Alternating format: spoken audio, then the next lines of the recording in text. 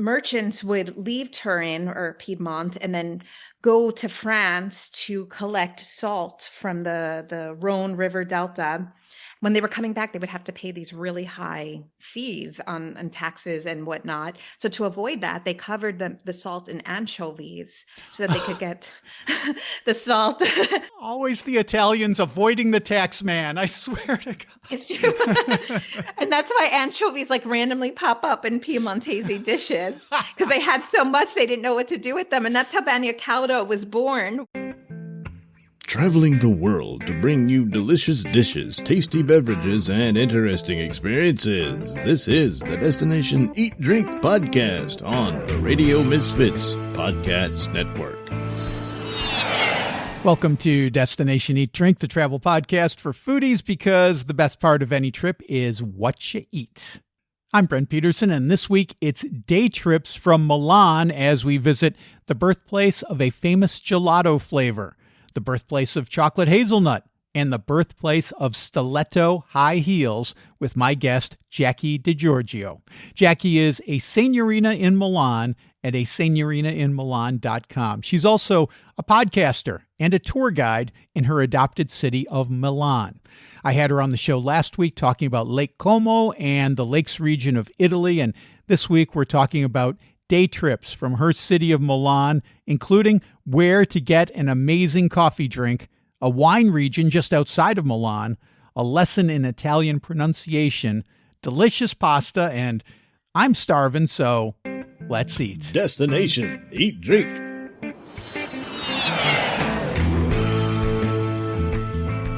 Jackie DeGiorgio, a senorina in Milan. Welcome back to Destination Eat Drink. Great to have you back again this week. Thank you so much. I'm so pleased to be back again. Last week, we talked about the lakes region, and everyone knows Lake Como, and we talked about great places to go there and some off-the-beaten-path places, a lot of off-the-beaten-path places. So thanks for doing that. If people want to know about the lakes region, just go back to the last episode, and they can do that.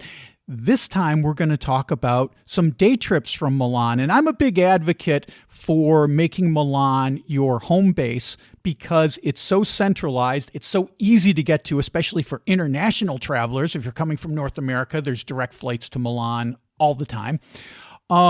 So this is what we're going to talk about. Stay in Milan and then do day trips, or maybe do quick 1 or 2 day trips from Milan. It's a great home base. So let's talk about that. And you're the expert to talk to because you've been in Milan for so many years and you've visited to all these places. So let's hop into it. First one I want to talk about is Bergamo. And this is a place I'm only familiar with the airport because they have the low-cost carriers in Europe fly into Bergamo. So when I come from Lisbon, I fly into Bergamo.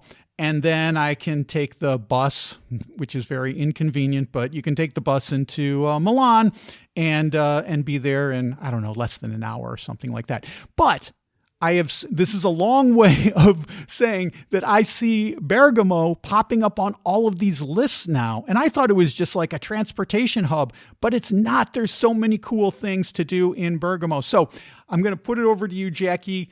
When we go to Milan, we do a day trip to Bergamo. What should we do? Oh my goodness. I love talking about Bergamo because I feel like during the pandemic, it probably got the most attention it ever received. Yeah.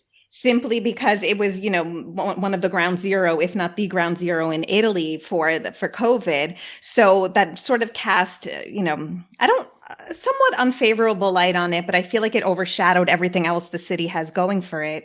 So the following year, maybe it was in 2022 I think it was in 2022, it was named, a capital of European culture together with the city of Brescia, because there's so many cool things there that are worth seeing.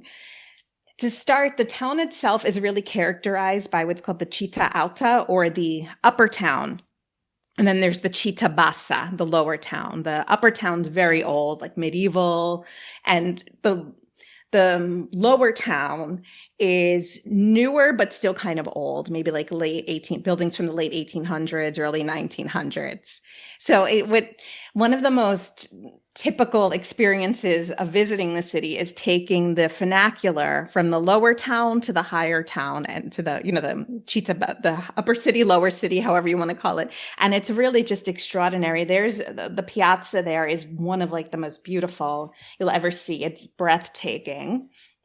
And there's a lot of cool things to see and do to walk around there. I feel like a lot of people like to go there for shopping. It's very famous for cashmere. Oh, and yeah, who knew? Yeah, I had no idea. Yeah. One of the things I always do when I'm there is I get stracciatella gelato at the place where it was created. It's called the Mariana. No way. And it was created there. Yes. The owner was said to have, I believe it was back in the 60s. He was said to have just decided to sprinkle some chocolate into the fior di latte gelato, and it froze immediately on contact, which made the those little shard shapes for which it's named. So yeah, I love doing that there. So you are a big gelato gal, and I'm a big gelato guy. So this is where we come together on a lot of our conversations is about gelato because I love it so much. I had no idea that stracciatella. This is the one of the quintessential flavors that you have to have, and like you described it, it's just the plain milk-based gelato, and then it's got chocolate in it, but it's not chocolate chips. It's like shards of chocolate because it freezes when it comes in contact with the gelato. So it's one of the great flavors that you must try. Now, I'm a pistachio guy. I always judge the quality of a gelateria by how good they do pistachio, if they use real pistachio or if it's that neon green color that you want to avoid. But stracciatella comes in a close second, and why not go to the place where stracciatella was invented? So cool. Great tip.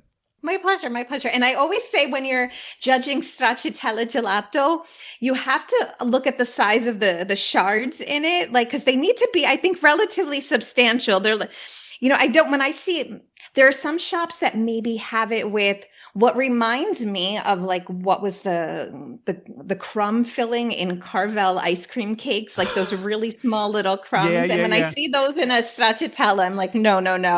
You're ripping me off, man. More substantial, yeah.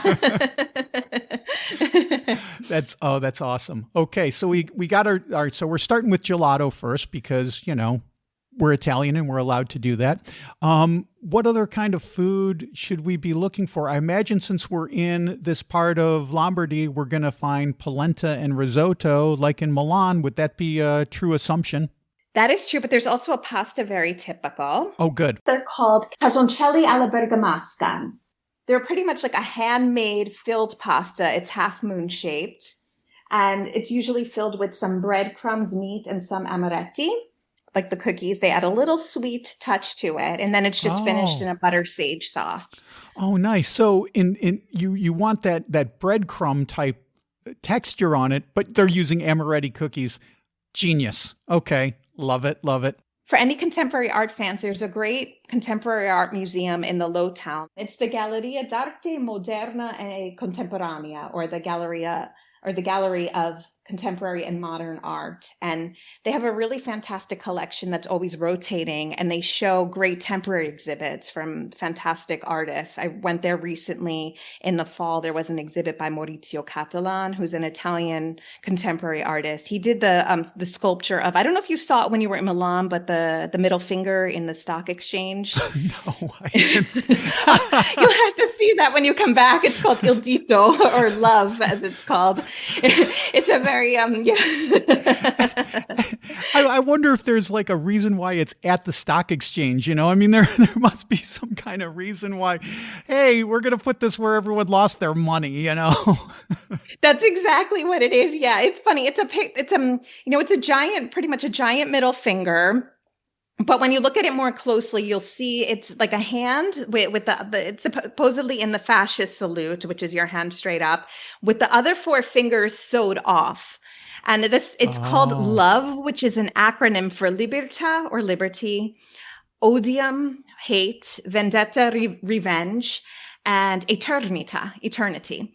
And apparently it was only supposed to be on display for, it was supposed to be temporary. And he said, okay, if the city of Milan wants to display my work, I'm going to choose where it goes. And he chose the stock exchange because he was critical of them because he believed they were responsible for the crash of 2008. And this was inaugurated in 2010 and it's still there. Okay. And it also has an anti-fascist message to it as well. Fascinating. Yes, because that square, it's all fascist architecture. So, it's art. So you interpret it as you will. Oh, my goodness. Yeah. So he's not only giving the finger to the stock exchange, he's giving it to the fascist architecture that sprung up around the time of Mussolini. Wow. Yeah. There's a strong message there. Oh, I love it. That's great, yeah. Jackie. Okay. All right. So let's head out of Bergamo and let's head to Vigevano. Yes. No, Vigevano. Vigevano. I emphasize every syllable except the second one. Vigevano. No worries. I used to do that too. There's actually a street in Milan named Via Vigevano, and I used to say it incorrectly as well all the time. I hope I'm saying it correctly now. I don't know, but I used to always pronounce it differently every time I said it. So I know it's a tricky word. So where is this exactly? Because I'm not familiar with the city. How far is it from Milan? How do we get there? It's just a little south of Milan, and you can take a regional train to get there. And what I like about this, I think it's nice for like a full day trip. You can make a full day trip out of it, yeah. But actually, it's nice for like a half day trip or a 3/4 of a day trip because the train ride is maybe just about 30 to 40 minutes. And again, because it's a local train, and you can do the same thing with Bergamo, you're not committed to a reserved time or anything like that. You can just buy your tickets on the app, and it's small and there are really cool things to see there, but you're not so overwhelmed that you feel like you have to get so much in. What's really cool about it is during the Renaissance, Ludovico Umoro, who was the Duke of Milan, he commissioned Leonardo da Vinci to help with some of the urban planning there. So that piazza is his, and it's incredible. When you stand in there, you're just like, oh my gosh, wow. How did someone make this? You feel so small in the best way possible. Oh, that's amazing. So that's the Renaissance piazza in the city. I knew I was going to be talking to you today, Jackie, so I did a little bit of research, and Vigevano is, I'm never going to get it right, is known for its tradition of shoemaking. So they've got a shoe museum there. Italy's known for fantastic fashion and design and all these things. So it should come as no surprise, but it's really cool, this tradition of shoemaking there. That is true. For hundreds of years, they made shoes there, and it was, known as the shoe capital of Italy. They have a museum in what was part of the Sforza Castle there.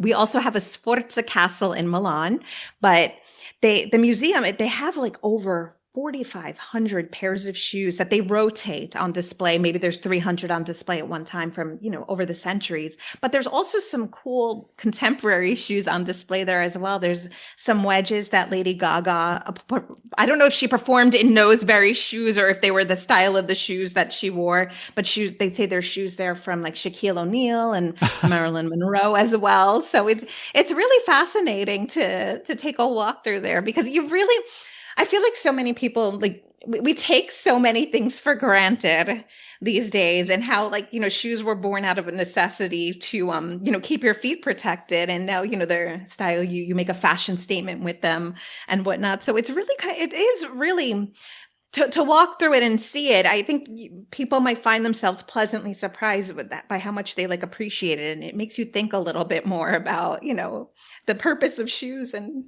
how lucky we are to have so many of them, Yeah. And, I read that stiletto high heels were invented in one of the factories here in the 1950s. So I guess on behalf of every woman who's ever tried to walk in Italy or Portugal, for that matter, in high heels and almost snapped an ankle, maybe that middle finger sculpture should be there, because man, I see women just walking around in these high heels, and I'm like, how are you going to do it on these cobblestones, man? I mean, God bless you, but I mean, you look great. The fashion is fantastic, but man, you are going to be struggling.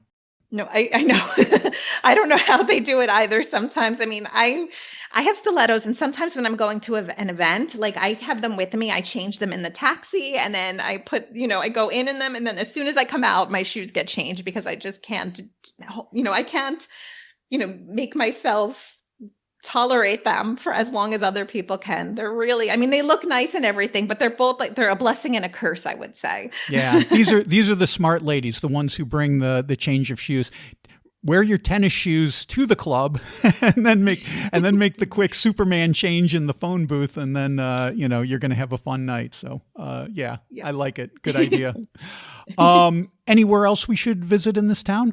Yeah, I would say this is a really cool place to try some traditional Lombard dishes that you don't find in other places. One of them, which is very typical of the region that surprises people, is fried frog legs, I should say, because you make so much rice that like frogs swim in the rice patties and whatnot. So they're actually a part of the cuisine, and goose as well.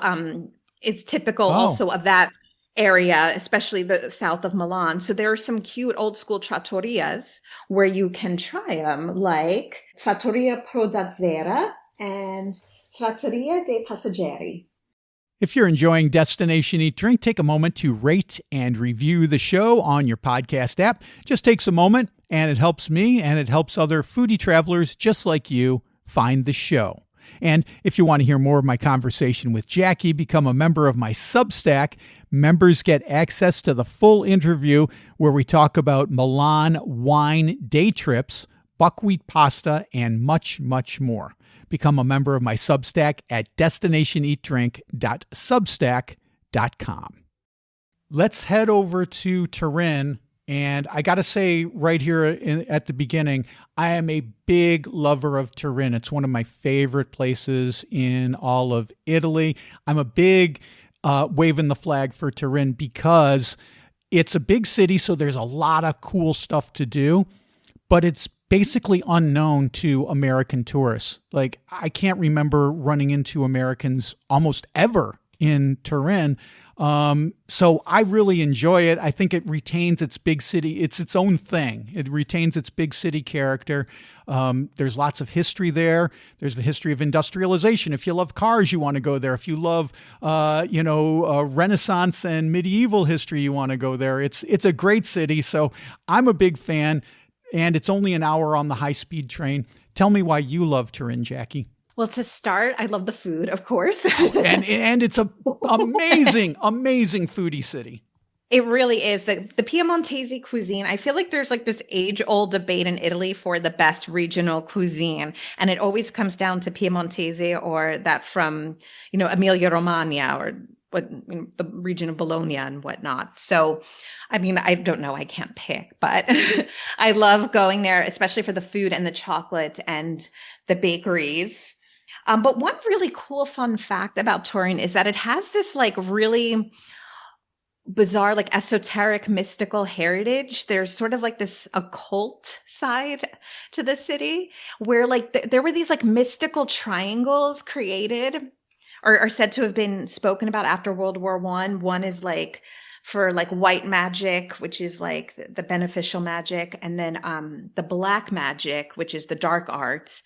And I believe it's like London, San Francisco, and Turin form one of them, and then Turin, Lyon, and Prague form the other. And I can't remember. I'm guessing, because the good has to do with sunrise. So it must be the white triangle, I'm going to guess, is with Lyon, because that's facing the sunrise, and then the west is the other way. Yeah. And it overlaps with these two. So there's sort of this like esoteric side to the city. People like going there to, I guess, engage in some of those practices and whatnot. You got the angel on one side, the devil on the other side. Exactly. Yes. Which is kind of cool. Yeah.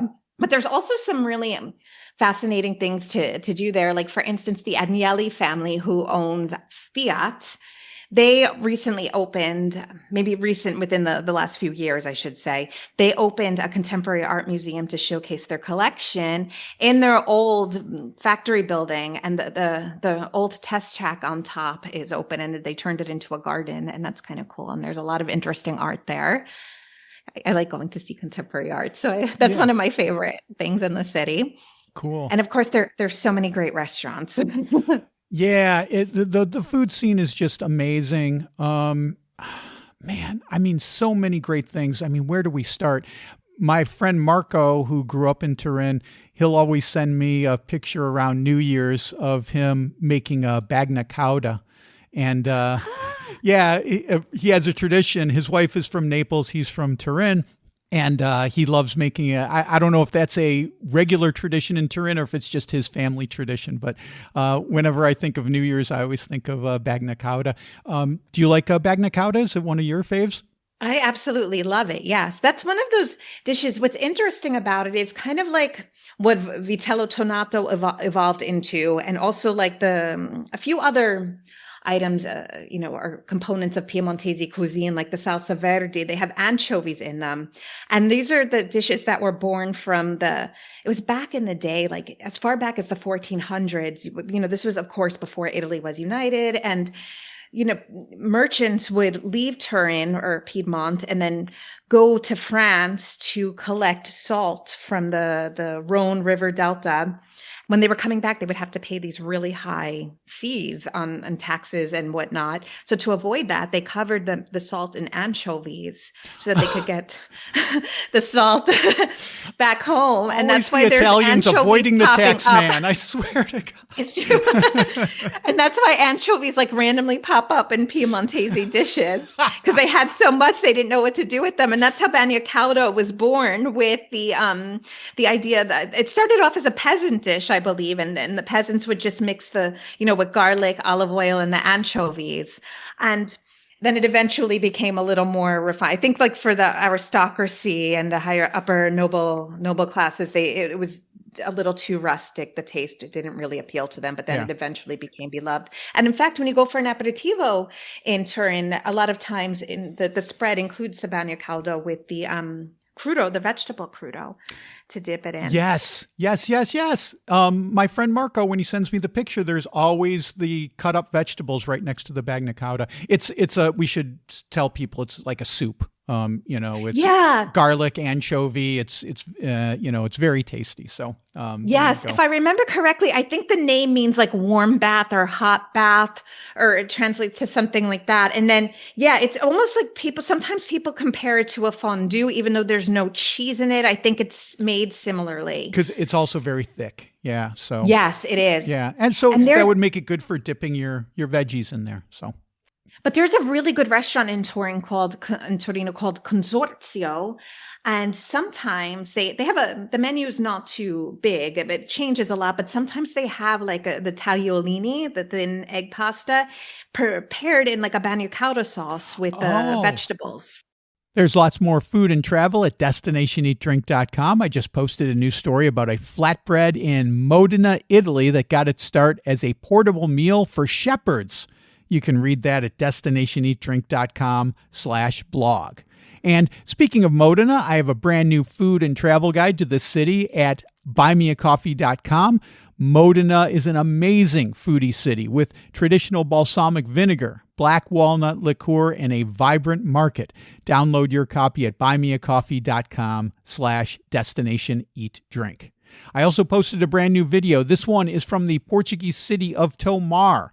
For such a small city, they have an amazing number of local sweets, and I do my best to try them all, including one that looks like French toast but isn't, and another called Kiss Me Quick. Watch that by clicking on the video tab at destinationeatdrink.com or head to my YouTube channel. That's youtube.com/@destinationeatdrink946. And now, more with Jackie. Well, the next one I want to talk about is one of my favorite coffee drinks in all of Italy, with apologies to the Barbayada, which is the the espresso drink from Milan. This is the Bicchierine in Turin. And they're similar, I guess, because they both have this layered effect to them. The Bicerine is a layer of espresso, hot chocolate, and frothed cream. And you will see the three distinct layers when you get served it. And I just love it. It's one of my favorite all-time things to go get. What's your opinion on the Bicerine as a Milanese lady? I love it. I do. I do. When I'm in Turin, I always have to have one. And I always try to go to the original cafe to have it. And it's in that beautiful little piazza. And Cafe it's El Bicerine. Exactly. Yes. It's and such it's a so great charming. place. It is. You feel like you're just like traveling in time. It's just stood still. There's, the mirrors and all the tables have the candles with the wax melting on it. It's just so glorious. I love it. I love it. I have a memory that will never leave me of going into Cafe Al Bicerine. It was cold outside, so we all had our heavy jackets on, and that cafe is small, so I'm kind of trying to wind between the tables without knocking over people's candles and Bicerines and whatnot. But you sit down, you order your Bicerine, and then it comes with these wonderful little butter cookies that you have with your drink. And it's just such a magnificent experience. And then we were there around Christmas time. We walk out, it's later at night, and the bells in the church across the piazza are ringing and for mass, and all the little old Italian ladies are doddering in to go to mass. And it was just an experience. Even though this was years ago, I still have it ingrained in my brain as a special time that we had in Turin, and why the city always has a special place in my heart. Oh, that's so sweet. I love that. Where else do you like to eat in Turin? Any other places that are your favorites, Jackie? Yes. Oh my goodness. Yes. So there's a really great Michelin starred restaurant there, Del Cambio. It's a historic restaurant that opened in like 1757, I believe. And back in 2015, they did a big redesign and they reopened it with the chef who's from Turin, who actually worked in Milan with Carlo Cracco, who has a Michelin starred restaurant here. And that's a really great restaurant for a special occasion. But next door, they have the Farmacia del Cambio, which is the pharmacy, which is an old pharmacy that they sort of converted into like a bakery of sorts. You can have coffee there. You can sit down. They have a lot of sweets on display. And then you can also, there's sort of a windowed wall that looks into the restaurant. And if you're there like in the late morning, you can see the staff preparing for service that day, which is kind of cool. Great recommendation. There's a restaurant called Tre Galli, which is sort of like the sister restaurant to Tre Galline, which is they're sister restaurants. One of them is a little more straightforward restaurant, and the other one is more of like an enoteca or a winery with like some small, more rustic, more like an osteria, I would say, and it's really great. And I also love Latteria Bera, which is an incredible cheese shop that opened in like the 1950s, and you can book to have a cheese tasting there, and they'll even add salami to it as well if you wanted to, and it's incredible. Nice. Great recommendations. The other thing I love about Turin, and we've kind of danced around the subject a little bit, is the chocolate. There are so many great chocolate shops, and this is a place where chocolate hazelnut was invented in Turin. Yeah. So, if you love chocolate hazelnut, you should be going to Turin, I think. Absolutely. Gianduja, as we know, was created there back in it said it started in the 1800s, around the time Napoleon was, I guess he wasn't allowing imported goods to come into French ports. So bakers or, confectioners were trying to be creative with their chocolate. So to maximize it, they started blending it with hazelnut powder as well, so that they wouldn't have to use up all their chocolate. And that's sort of how it was born. And then the first, the Gian Duoto, the little block of it, that was created at Cafe Caffarel, which is still there in Turin. That was in the 1850s, I believe.